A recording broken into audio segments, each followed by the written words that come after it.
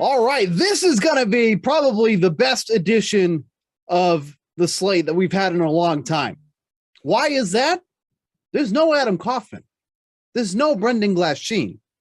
There's just the only two studs that need to be in your lives on a Friday night. That is Matt LaMarca and Steve Buchanan, back to the two-man booth where the show used to really thrive. That's where the best material came out of. They finally realized that, or some maybe they didn't. But either way, we're getting it here on the eve or the week eve of the Super Bowl. It's about 10 days away, and we're going to do a little bit of a dive into it from all the betting angles that you need to know heading into the weekend before the Super Bowl. As always, my co-host, we're going to call you co-host because it's just you and I. Matt LaMarca is in the house. The hat is backwards. He's smiling. We were sitting here trying to figure out where the MVP was on the sports book as we're about to go on. We're going to work through it together. But before we start that, you need to tell everybody how you're doing on this fine Friday. Yeah, I'm good. I can't complain.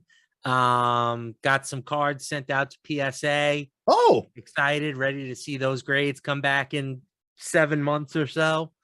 But yeah, just chilling, enjoying a light week. Which service did you use? Are you back on the $50 one where it's like the quote unquote express, but you'll see it in like 9 months? Okay. Yeah. So they say 90-day turnaround time. I am skeptical. It's more like 90 business day turnaround is what it's what it really is. All right, so we got the board up here. It's the Rams and the Chiefs. Oh wait, no, it's the Rams and who? Oh, the Bengals. Oh, right. The team that had no shot. Oh, that team. Matt, and you know what? You know what? I think I saw a tweet from you earlier in the week, and you're like, "Oh, I want to take the Bengals." Oh, now you want to take the Bengals? Yeah. All right, let's hear it. How do you feel about the spread here? So first of all, Steve. Yes. Be honest. Full disclosure. Okay. How were you feeling when this team was down 21-3 to the Chiefs? Were you like, man, I'm on the wrong side here? Were you like, we got a whole half to turn this thing around? Do you want the Steve Buchanan in front of the camera answer or the Steve Buchanan behind the camera answer? I want the real Steve Buchanan. I was deflated. I was very, very deflated. I was fully expecting to get shellacked with messages and texts from my counterparts, family, friends, because I kept telling them they're being undervalued. And then everything turned around. And then they made the necessary adjustments. I think it might have been Jackson Mahomes under center and not Patrick, the way he played. Right? It was a Mahomes. We can confirm that, but I don't know if it was Patrick or not. But the Bengals made the necessary adjustments and came rip-roaring back. Yeah. So I think what happened at halftime, we'll never know. But like, it was just a completely different team in the second half. The Chiefs, that is. Patrick Mahomes just started trying to hold the ball for like 15 seconds behind the line of scrimmage on each play and then ultimately getting sacked. Yep. I don't know what happened. It just seemed like they lost their identity. And credit to the Bengals, they took advantage. I still don't know if the Bengals are that good of a football team, but I'm certainly not convinced that the Rams are like that good of a football team either. Yeah. We've been saying all year that this is a season where it doesn't feel like the best team is going to necessarily win the Super Bowl. Sure. And that it's a wide open year. Anyone can win. I don't know if you remember if before the playoffs started, I asked you about that hypothetical prop. Would you take the 3 favorites or the field if you were going to pick a side to win the Super Bowl this year? And certainly we have ended up with 2 teams that would have been in the field. So the big X factor, the big question in this matchup to me is, can this Bengals offensive line hold their own against the Rams pass rush? Right? We saw them a few weeks ago against the Titans. They gave up 9 sacks. They were much better against the Chiefs. If they can hold their own against the Rams, I think that 4 points is too much. Yeah. If the Rams defensive line is going to control this game, this could be a similar outcome to last year's Super Bowl when we saw the Bucs defensive line just thoroughly dominate the Chiefs. So the way I've approached this is I grabbed the Bengals when it was at 4.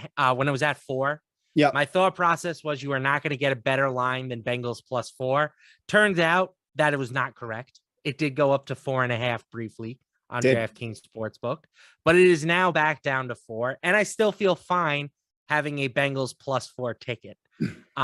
As we get closer to kickoff, depending on what that line does, I may grab the Rams. Now, is that the best take? No. Is that take going to sell tickets? No, but it's kind of how I'm approaching this game at the moment. I really do think it's kind of a coin flip game as evidenced by the spread.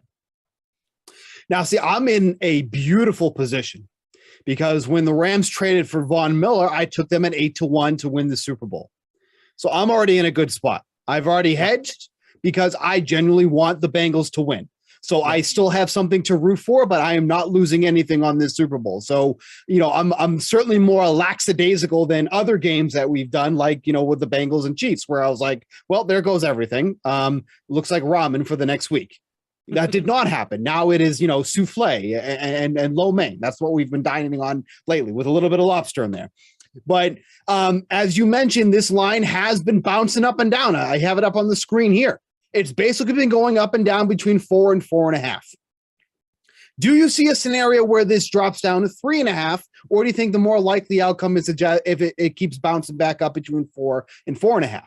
Yeah, I would say, based off of the current line movement, it's not going to get to 3.5. What this line suggests to me is that every time it is at 4, the sharps or the large bets are coming in on the Rams side. And then every time they move it to 4.5, it's coming in on the Bengals. So it would have to take a heavy wave of Bengals activity, I think, to drop this to 3.5. Now, I do expect that as we get closer to kickoff, when most of the public money is going to be coming in, I expect the public to like Cincinnati in this spot. Yeah. They have Joe Burrow, who is the new it quarterback in football. He's a stud. Don't get me wrong, but people want to bet on him. They don't want to bet on, Matt Stafford, who has never really gotten it done in his life. And again, I don't know what the correct side is at the moment. I'm going to continue to monitor. We did get some Rams injury news today. Yes. Tyler Higby is now doubtful. I'm not sure how much that matters. Cam Akers, Van Jefferson, both questionable. So the Rams do have a couple of more injury concerns, I would say, at the moment. Now, quite frankly, I feel like the Akers injury is maybe a blessing in disguise for the Rams. They keep running this guy out, and he's just not performing. And I'm not saying that your second option in Sony Michel is like, Derrick Henry or anything like that, but I think it's been proven over the past, month or a couple of months when Sony Michel was the top running back that he was the better option.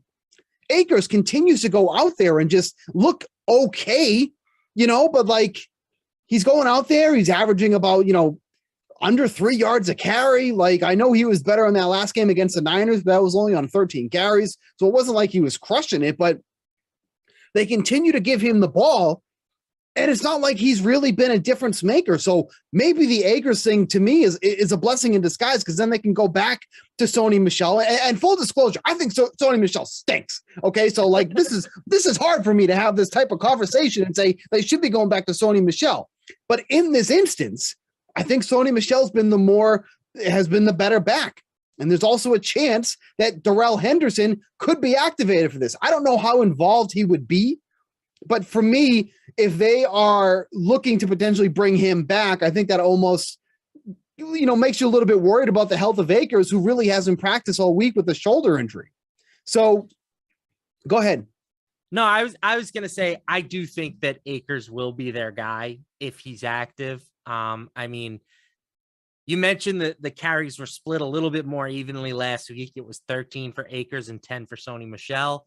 I don't think we're going to get back to like it was a few weeks ago when Akers had 24 carries, right, and Sony only had 1.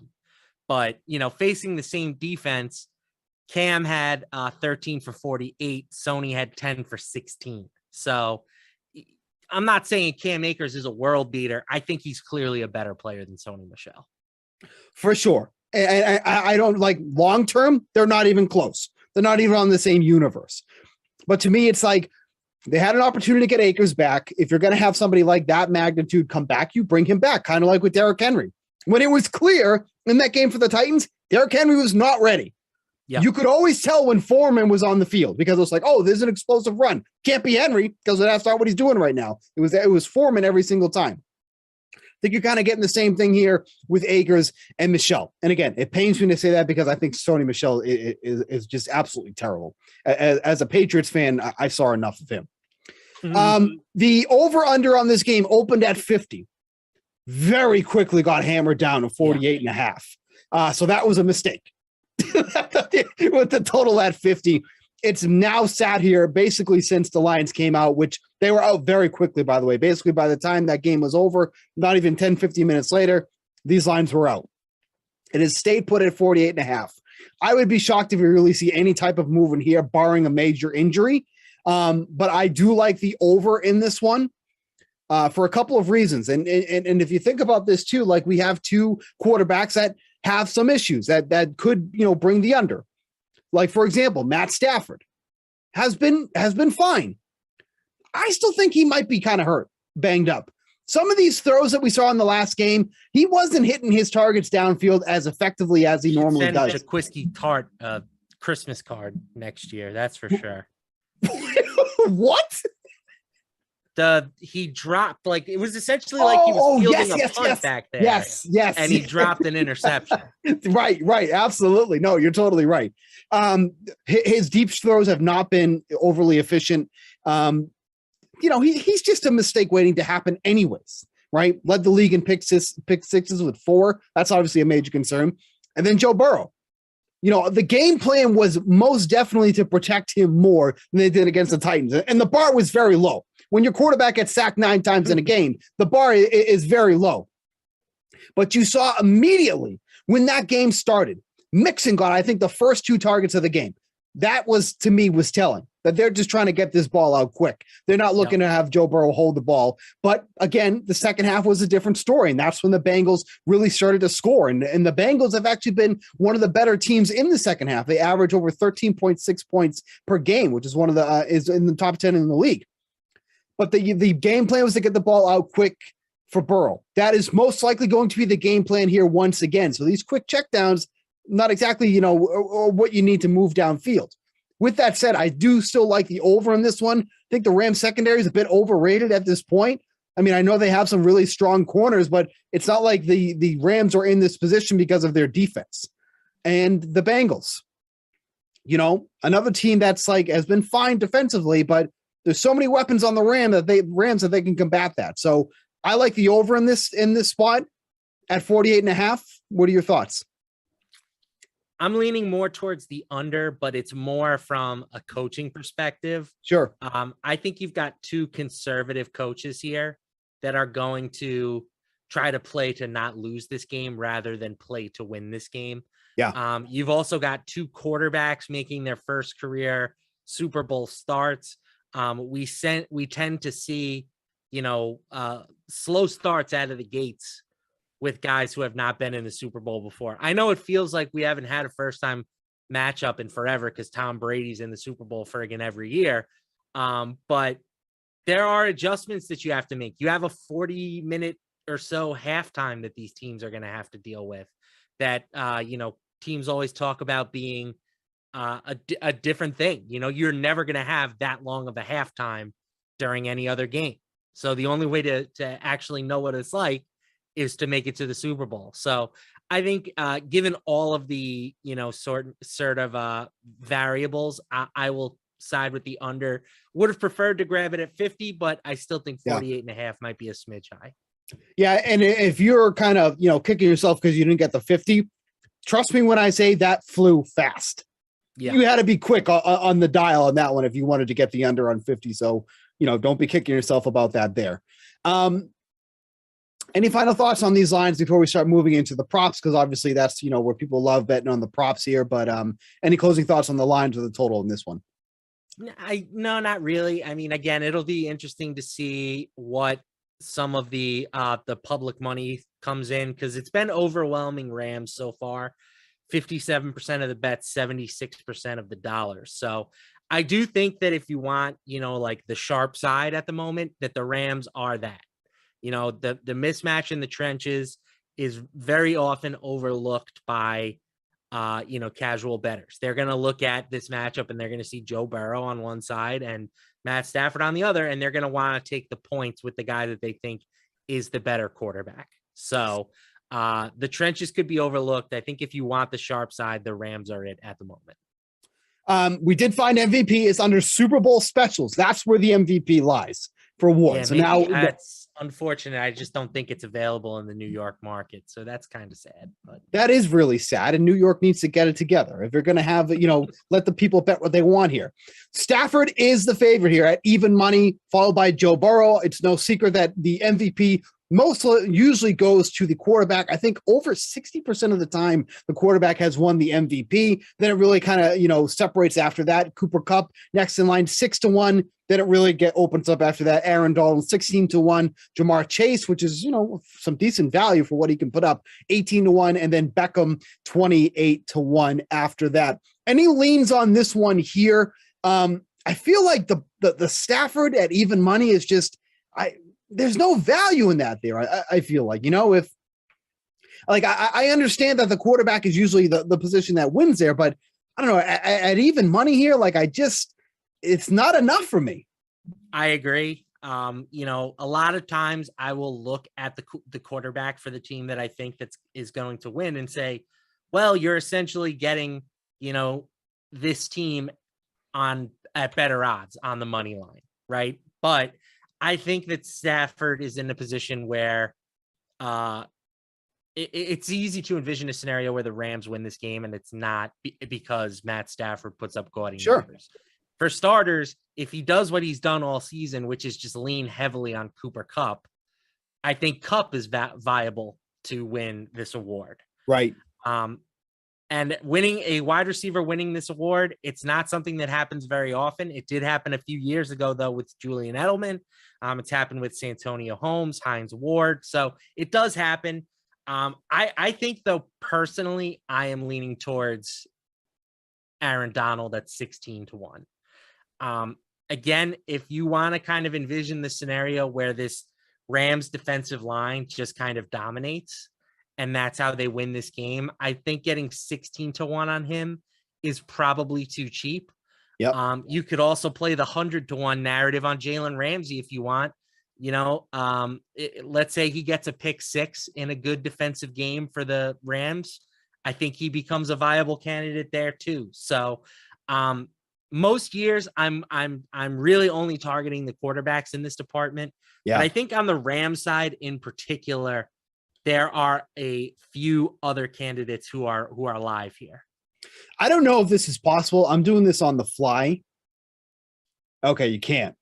Because I was going to say, if you liked Aaron Donald to win MVP, then you also have to like the under in this one. Because if Donald is doing enough to disrupt and be the MVP, there's no way you're having this game's also over 48.5 points. There'd be no scenario that would happen. So I was curious if that was something you could parlay. You can't.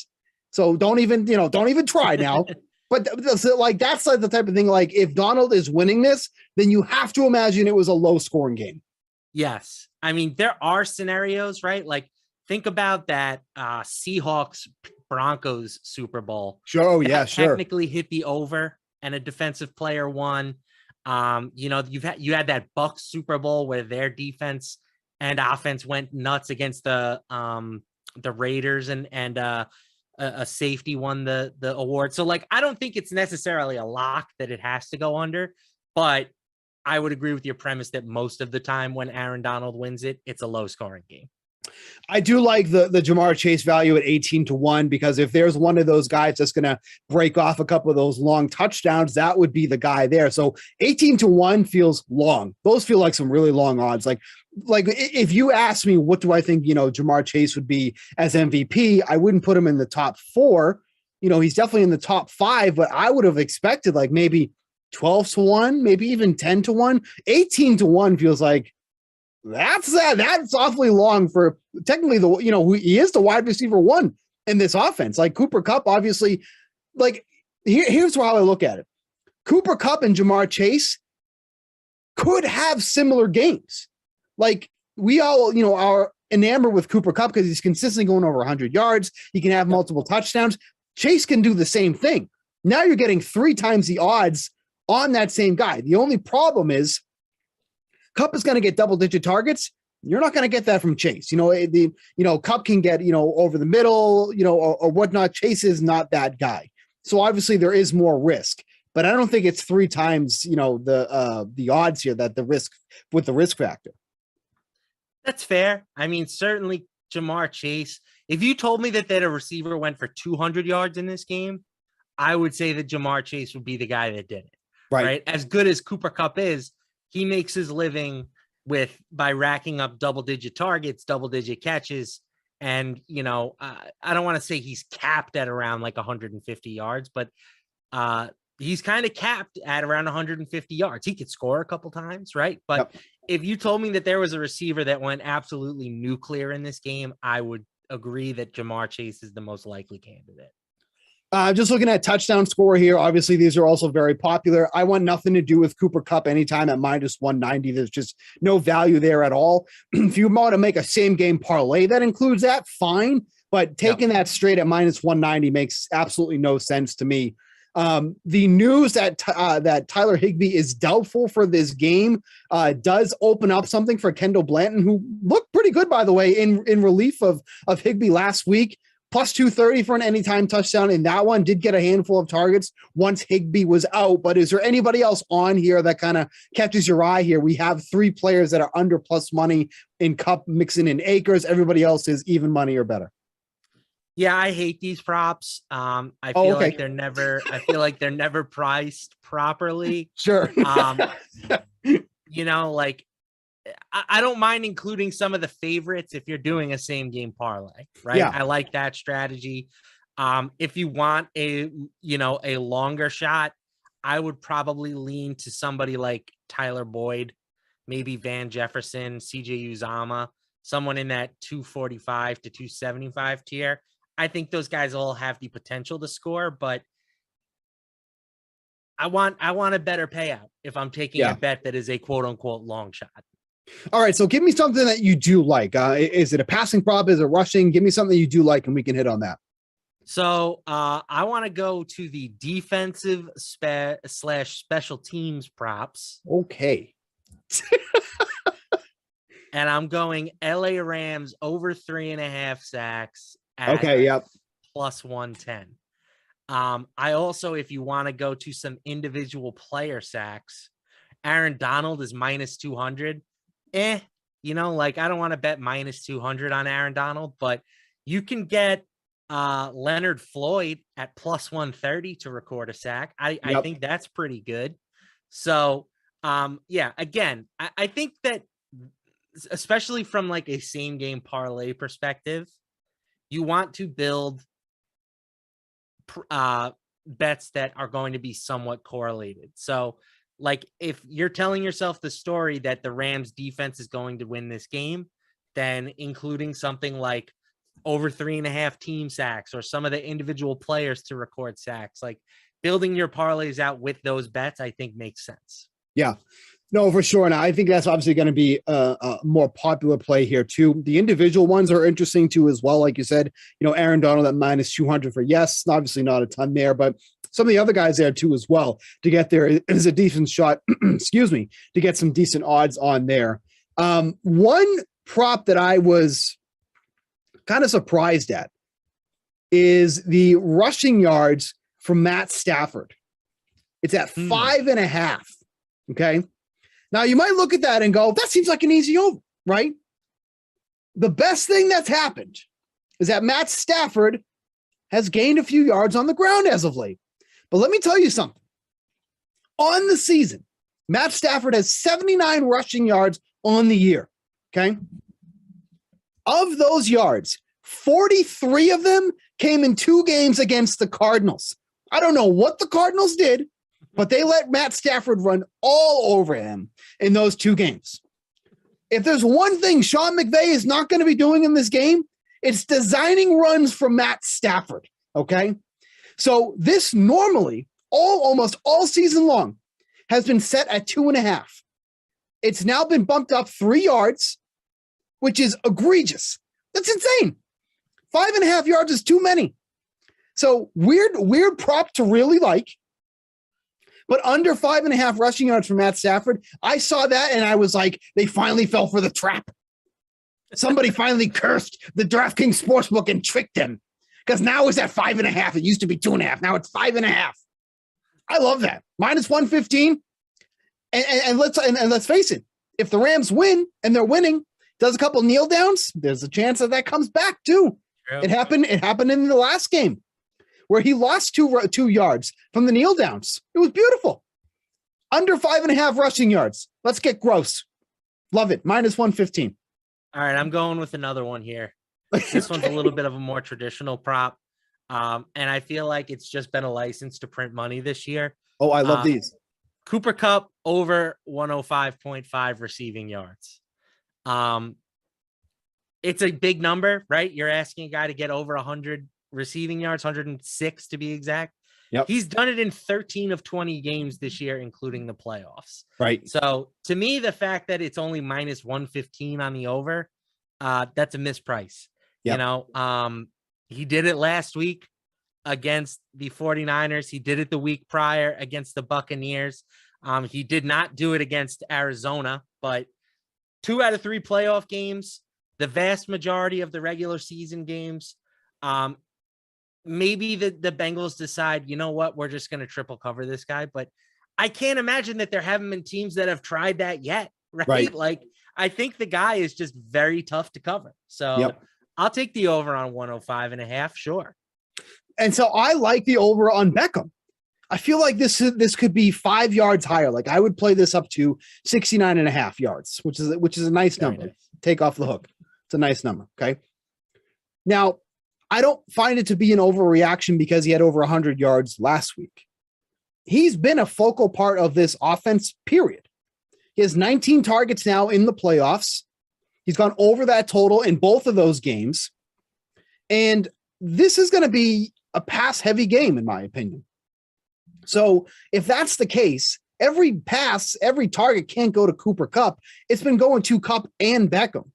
So I feel like this number is just too low for what we've been seeing out of him. And his yards after the catch since joining the Rams has been absolutely fantastic. His average distance to target since joining the Rams is just under 11. Like it's a line for Beckham here. So I love this number at 64.5, especially if I want to play it up to 69.5. But at 64.5, starting to get a little juice. A couple days ago, it was at minus 110. Now it's at minus 115. Not a ton, but there's obviously money coming in on that. So I would take this, sooner rather than later. But I love 64.5 for Beckham. He's too much a part of this offense to be that low, in my opinion, especially when it's 3 yards lower than T. Higgins, who, in my opinion, that is an overreaction because he had the 100+ yards last week when, there's way too many mouths to feed in that Bengals offense. So I like the 64.5 for Odell Beckham. Giddy up. Let's go, baby. There's obviously a ton that you can get to on this one here. There's a player parlay section if you want to kind of look at these predetermined ones here, and some interesting ones here as well, because you can get, Cooper Kupp to score first, LA Rams to win at plus 550, Jamar Chase to score the first touchdown, and the Bengals to win at 17-1. Kind of putting you on the spot here a little bit here. But there's a lot of these that you can look at. I know you're not a big fan of the touchdown ones, but that's something to kind of look at too as well. Real quick, I want to get to the passing yards as well. Joe Burrow's at 271.5. Stafford's at 283.5. I feel like there's a strong chance that both of these can go over. And I think both of these can kind of go over with ease. I would not be shocked if both quarterbacks are over 300 passing yards in this game. Is there one that you like more than the other? Or are you on the over for both of these? More inclined to take the over on Stafford Again, just because I have less concerns about their offensive line. Sure. No, that's totally fair. And obviously you can make the case for the under on Joe Burrow at 271.5 if you think that his offensive line is going to do what they did with the Titans. And to be fair, in that game against the Titans, he still completed 76% of his pass attempts and threw 37 times.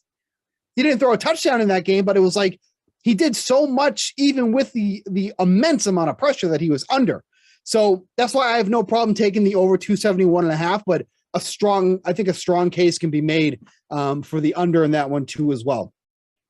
We just got a couple minutes left in the show. I just want to touch on the DFS side real quick too as well, if we can do that here. The captain in this one, and I don't want to sound stupid, but like, is so critical in this one because it's like if you're going to captain Cooper Kupp, which obviously is, no one's going to fault you for that. It just absolutely decimates you from the rest of your lineup. Like you got to find some value. And I don't really know that there is any value on this one. Like Blanton is probably going to be the most popular value play if Higby ends up being out.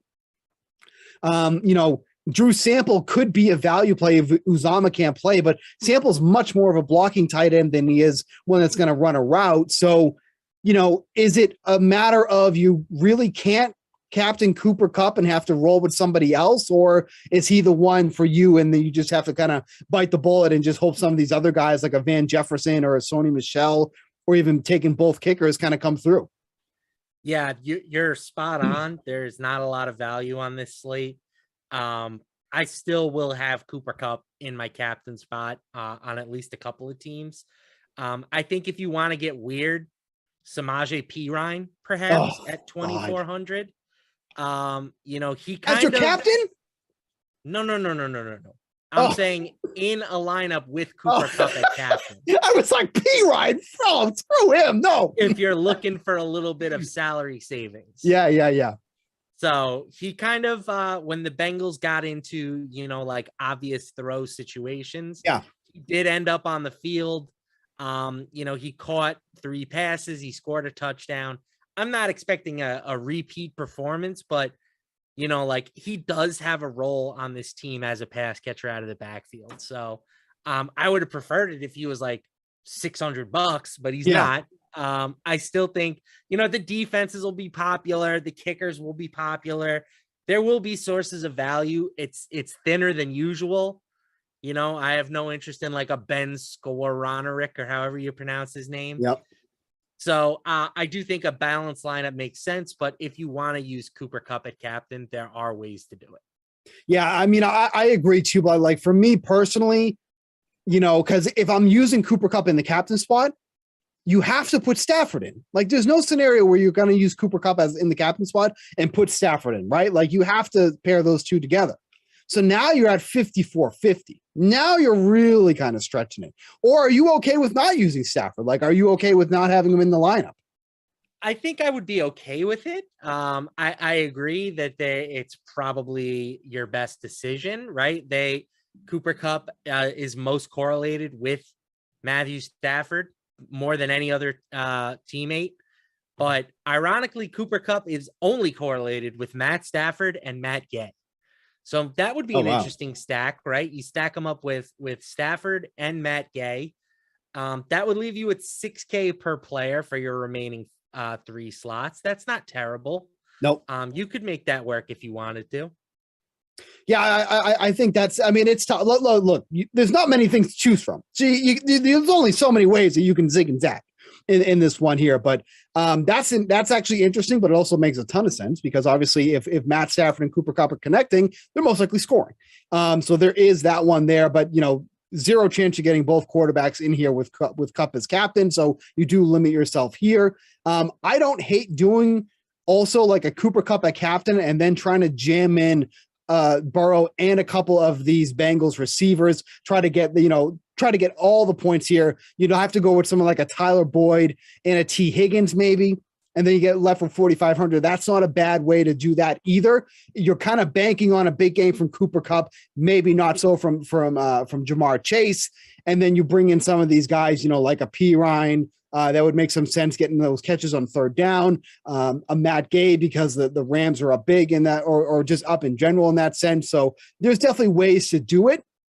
You just got to try to get creative on these ones here. And DraftKings obviously has this massive event coming up in the Super Bowl here, the NFL Super Showdown, $6 million prize pool, $1 million of first place, $15 entry in that one. So make sure to take a look over in the DraftKings lobby for that one. Any closing thoughts on this Adam Kaufman-less show, which was so much better without him? Let's do it again next week, right? We got a whole other week where we can break down the same exact things. It'll be fun. I promise I'll break out some more wild props next week, because I haven't really dug into that side of this game like all that much yet. But it's fun. It's fun time, right? This is it. This is the end of the NFL season. Let's enjoy it. And we would not be mad if it was a two-man crew again next week. Hint, hint, cough, cough. Let's just do it this way. It's so much better. All right, from Matt LaMarca. Speaking for himself. Say again? I said, you're speaking for yourself. I happen to think Adam Kaufman and Brendan Glasheen are tremendous to work with. Glash is okay. He's a busy guy. He's kind of all over the place. You know what I mean? He's very, very busy. All right, from Matt LaMarca, I'm Steve Buchanan. There's more Madden games coming today. I have no idea what they are, but I'm sure they're coming. So just go to the DraftKings lobby and play them. They'll tell you right there. I'm not going to tell you because I have no idea what they are. Till next week, talk to you then.